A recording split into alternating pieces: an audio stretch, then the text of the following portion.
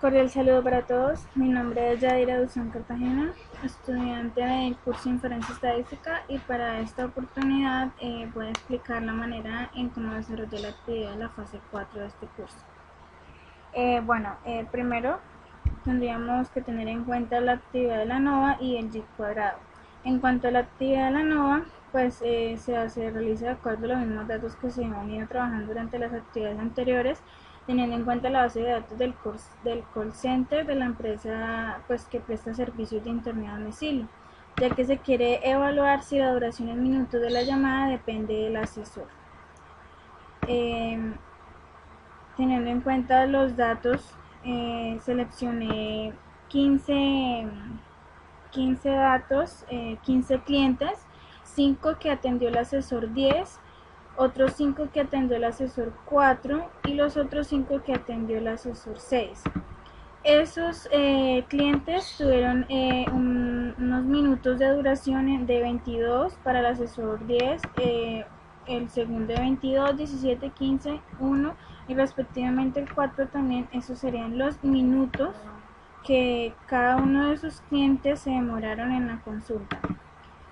Para ello pues se tuvo en cuenta lo que fue el tamaño y el tipo de muestra que se realizó en actividades previas. Bueno, para hallar entonces la media, simplemente se utilizó lo que fue la parte del promedio de los 5 valores, de los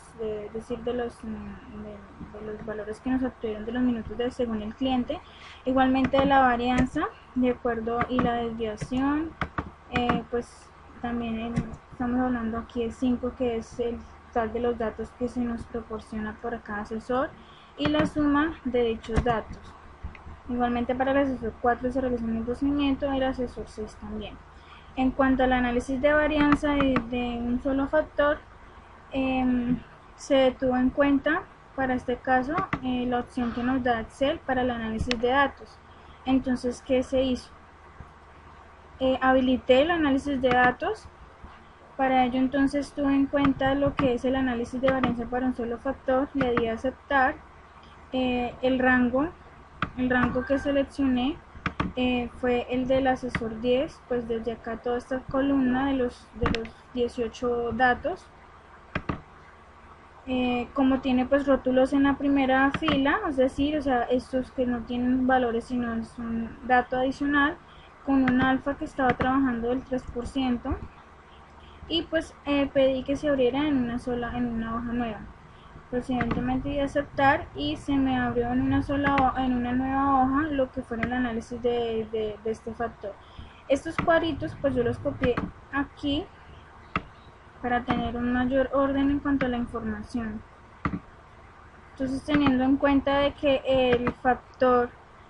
este factor es menor que el factor crítico para F, entonces se detalla de que la demora en cuanto a los minutos no depende del asesor.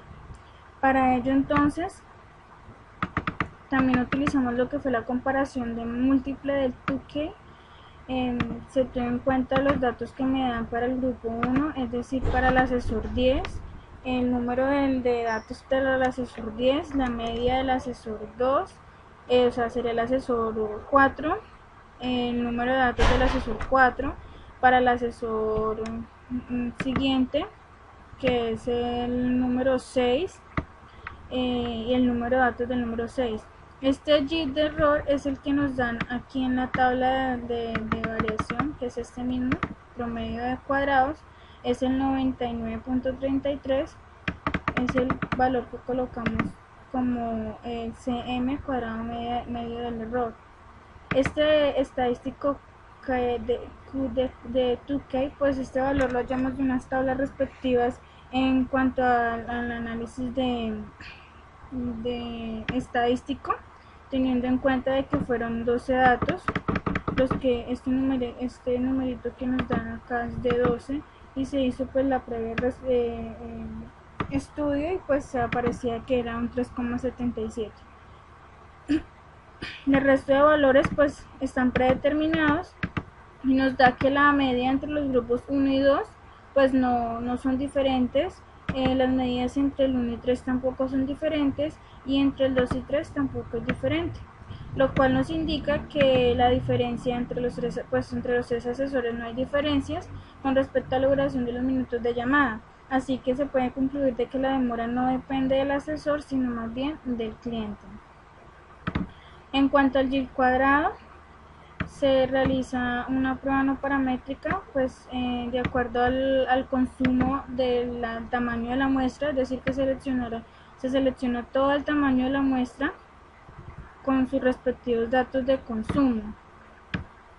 Se ha venido trabajando con una muestra de 241, entonces se realiza el mínimo del consumo y el máximo del consumo. Esto se halla un rango total o sea, se realiza el rango, se resta el máximo con el mínimo de consumo. También se realiza el intervalo teniendo en cuenta el tamaño de la muestra, que son 241.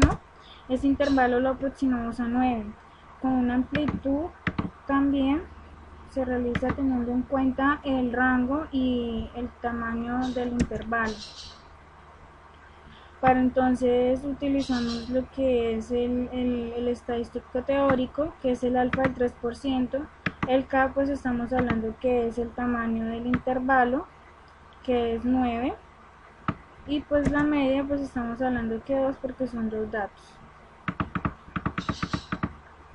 En cuanto a la clase, utilizamos, vemos de que pues son 9, o sea, son 9 intervalos. El consumo el superior e inferior, ¿sí? En cuanto a la frecuencia, esta frecuencia la llevamos utilizando también el análisis de datos. Finalmente, pues el yield cuadrado nos dio acá un dato estadístico que nos dio fue 108,12, y si lo comparamos con el yield cuadrado teórico, pues el consumo pues no es normal. Sería la conclusión para este ejercicio. Muchas gracias, espero pues haber cumplido con el objetivo de la actividad.